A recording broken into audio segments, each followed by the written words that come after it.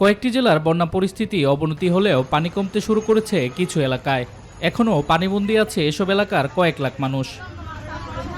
স্মরণকালের ভয়াবহ বন্যার রূপ দেখা গেছে ফেনীতে। এ জেলায় পানিবন্দী ২০ লাখের বেশি মানুষ এখনও মানবেতর জীবনযাপন করছে।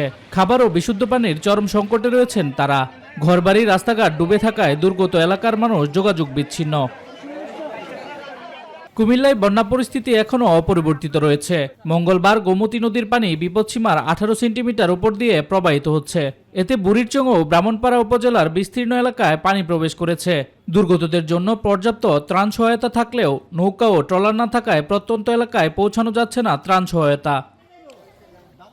নোয়াখালীতে অবনতি হয়েছে বন্যা পরিস্থিতির। পানিবন্দী প্রায় ২১ লাখ মানুষ। আছে খাদ্য ও সুপেয় পানির সংকট। এখনও ত্রাণ পৌঁছেনি নোয়াখালীর অনেক এলাকায়। অবনতি হয়েছে লক্ষ্মীপুরের বন্যা পরিস্থিতিও। জেলা সদর, রামপুর, রামগঞ্জ, রামগতি ও কমলনগর উপজেলার সব এলাকাতেই পানি ঢুকে পড়েছে। ডুবে আছে রাস্তাঘাট, ঘরবাড়ি, ফসলি ক্ষেত ও বহু ব্যবসা প্রতিষ্ঠান। জেলায় পানিবন্দী প্রায় ৮ লাখ মানুষ। শামস তাবরিজ উচ্ছ্বাস, মাই টিভি নিউজ ডেস্ক।